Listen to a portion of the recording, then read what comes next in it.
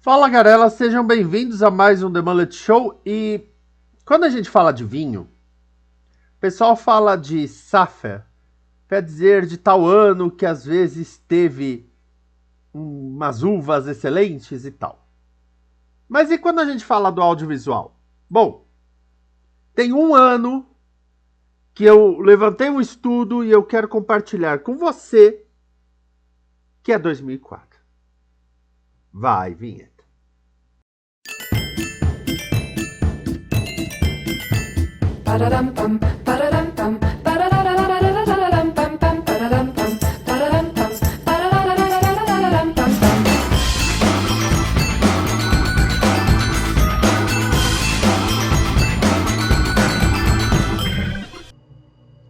Esse é o The Mullet Show, programa sobre as coisas que passam pela minha cabeça. E uma coisa que eu sempre reparei: alguns anos são mais frutíferos que outros na produção audiovisual.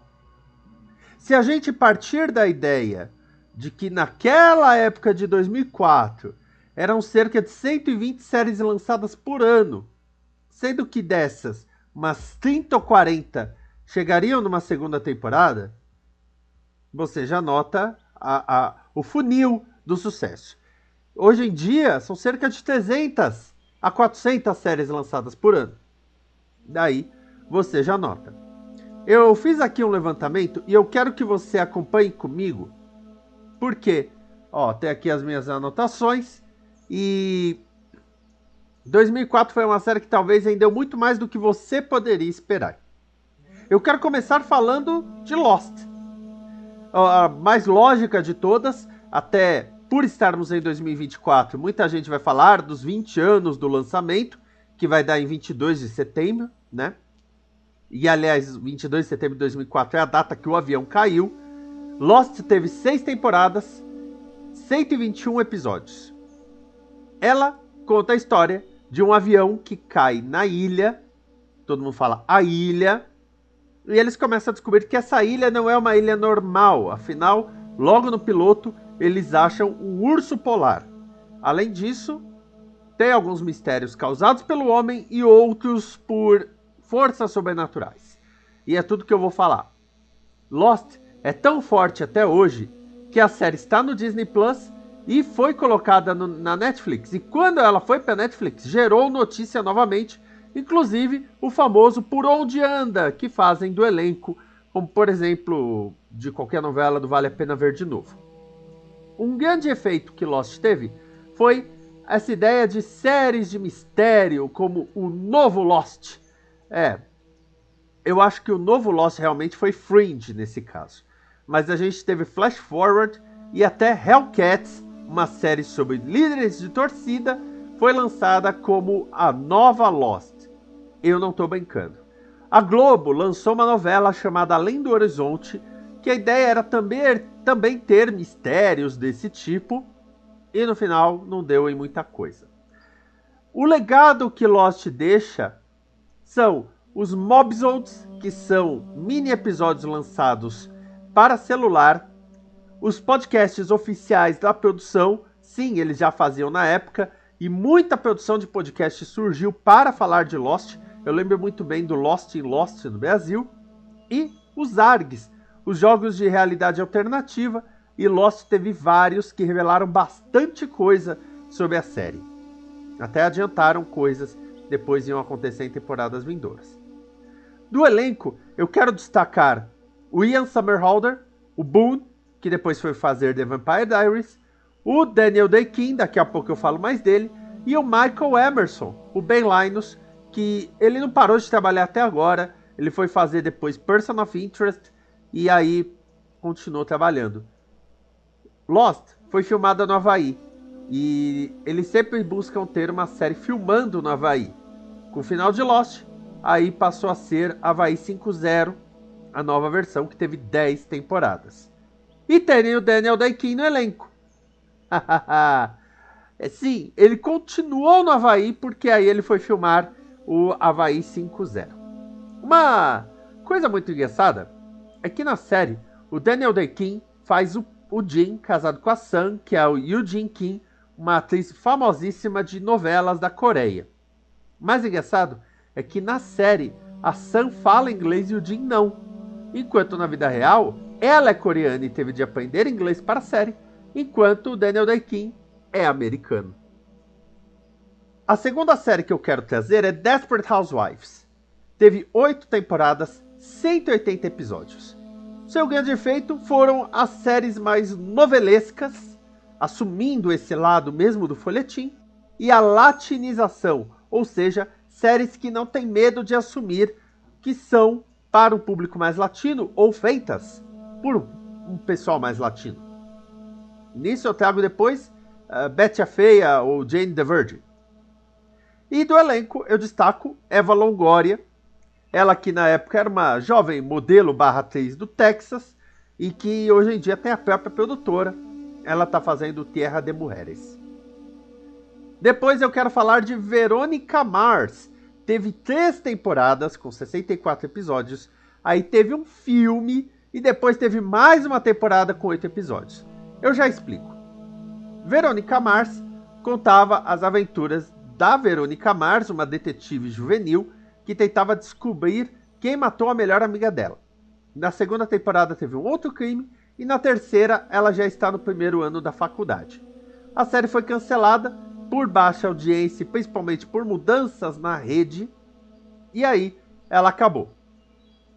Algum tempo depois, o criador Rob Thomas fez um crowdfunding e gerou um filme, que é Veronica Mars, o filme. Eu tenho até aqui que eu ganhei de presente. Depois desse sucesso, aí veio a nova temporada pelo Hulu, com mais 8 episódios. Então, Veronica Mars é uma série que morreu, mas não morreu. E o grande destaque dela é Kristen Bell, a Veronica Mars, que depois disso foi fazer várias séries. Ela era a voz da Gossip Girl original e aí fez The Good Place mais recentemente. Daí eu quero ir para American Dad. Acredite se quiser, American Dad do Seth MacFarlane é de 2004, 20 temporadas, 366 episódios. Com detalhe, Family Guy teve um cancelamento e uma retomada, enquanto American Dad nunca parou de ser exibida nos Estados Unidos. Aí eu trago CSI Nova York, 9 temporadas, 197 episódios. O grande destaque, Gary Sinise, ator que fez Forrest Gump, por exemplo, sendo o papel principal. Mas CSI Nova York nem é tão surpresa assim, porque a franquia CSI, que começou em 2001, foi uma franquia muito longeva. Teve o CSI original, aí teve o Miami, que teve umas 12 temporadas, o Nova York, depois o Cyber e atualmente o Vegas. Essas séries procedurais costumam render bastante, vide a franquia Law & Order ou mesmo a franquia Chicago.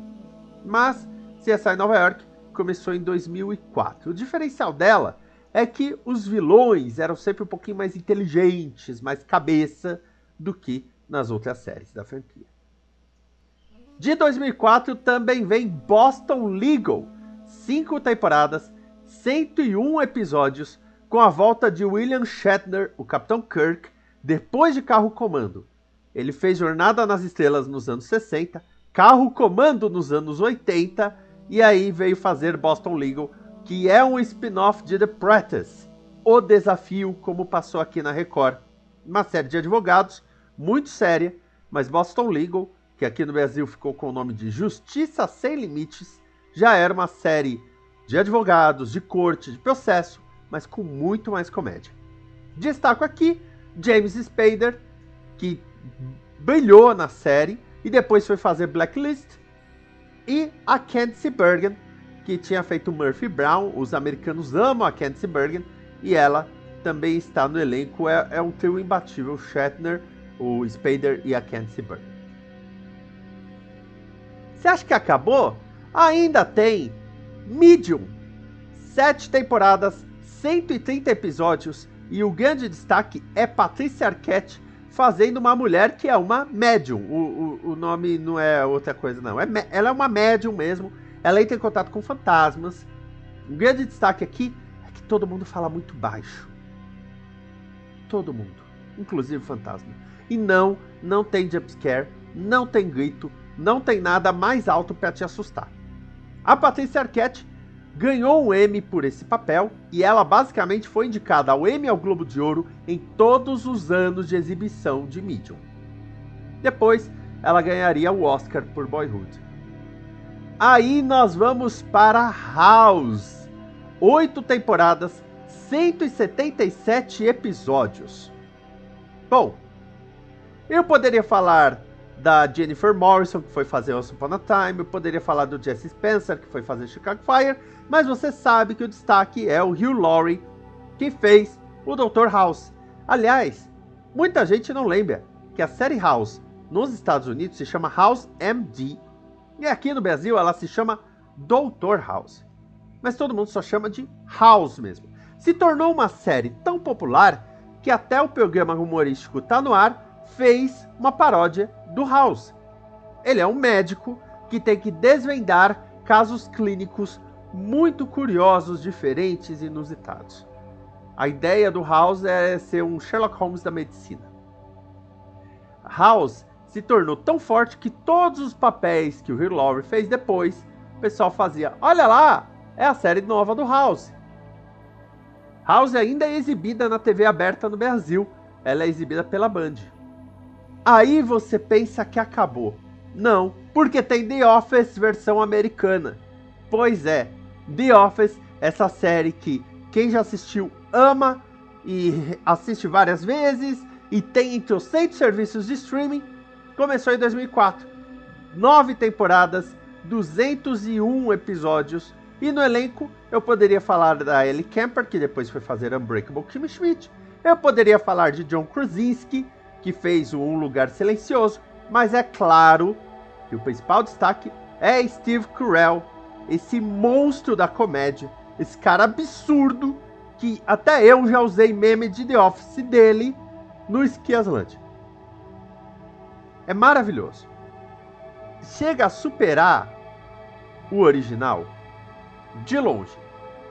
Pra quem não sabe, The Office americano é uma versão do The Office original que teve 6 episódios. Pra ver como essa versão rendeu. E existem papos de uma nova versão americana, o que eu não sei se é uma boa ideia, mas, né, executivos. Agora, você me ouviu falar de Safra de 2004 da TV americana. Eu falei de Lost, Desperate Housewives, Veronica Mars, American Dad, CSI Nova York, Boston Legal, Medium, House, The Office e...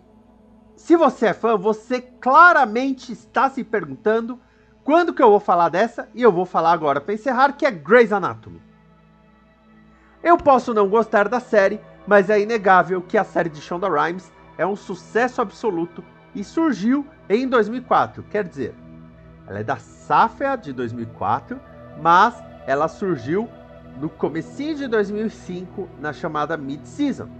20 temporadas até agora, 430 episódios e é claro que nenhum ator e nenhuma atriz é tão forte nessa série quanto a própria Shonda Rhimes, porque afinal ela criou praticamente um império audiovisual a partir do sucesso de Grey's Anatomy. Então, depois de Grey's Anatomy, ela pôde fazer as séries derivadas de Grey's Anatomy, que já teve 2, e também Bridgerton na Netflix, que é dela. Shonda Rhimes provou que é uma maga da televisão ao criar uma fórmula ligeiramente novelesca, tal qual Desperate Housewives, mas com interesse humano diferente. E a série dura até hoje. Como eu falei, eu não gosto, mas o mundo não é feito pro meu gosto e tá aí 20 temporadas de muito sucesso. A safra 2004 rendeu. E por que que ela rendeu?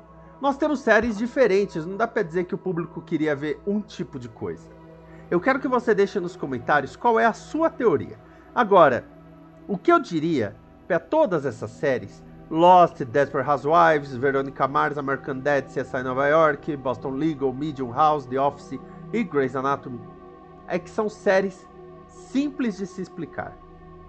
Qualquer uma delas você consegue explicar para um amigo com uma frase. Lost teve um filhote chamado Flash Forward, que só de eu explicar você já vai achar complicado. Todas as pessoas do mundo, num determinado dia, tiveram um flash de como estariam em suas vidas daqui a 6 meses. Aquelas que não viram nada é porque iam morrer antes disso. Notou como já complica um pouco as coisas? Porque entra no debate de você deve provocar esse futuro ou deve evitar esse futuro. Mas as séries de 2004, e isso é uma coisa que você pode ver em várias séries de sucesso, podem ser explicadas de forma muito mais simples, muito mais fácil e muito mais rápida do que algumas pretensiosas. Se você tenta resumir Friends, são 6 amigos, How I Met Your Mother, um cara contando para os filhos como conheceu a mãe e as aventuras com os amigos, você consegue resumir de forma muito fácil. Mesmo Lost, mesmo Medium, mesmo Verônica Mars. Pode voltar no vídeo, eu resumi de uma maneira muito rápida. E essa maneira muito rápida é a chave do sucesso, porque a partir daí, qualquer pessoa pode embarcar e continuar entendendo o sucesso. E principalmente o enredo. Acho que esse é o lance. Olhando aqui minhas anotações, só Verônica Mars não teve mais de 100 episódios.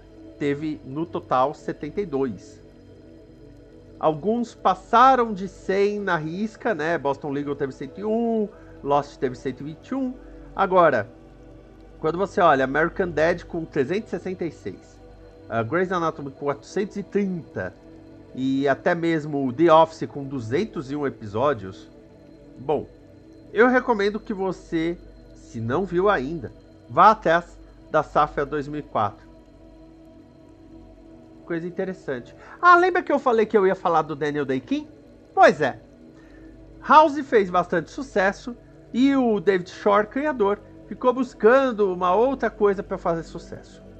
Daniel Day-Kim, com a sua produtora, comprou os direitos de uma novela coreana para adaptar para os Estados Unidos, tal qual The Office, e nisso chamou o David Shore e toda a equipe que tinha feito o House, incluindo a trilha sonora. E nisso que nós tivemos The Good Doctor. Obrigado por assistir esse vídeo. Deixe o seu comentário e também aquele like. Assine o canal para saber o que estamos fazendo e temos a nossa comunidade também no Discord. Se você achar que merecemos, ajude através do Pix. Aqui tem outros vídeos para você continuar acompanhando. Até mais, amor e paz.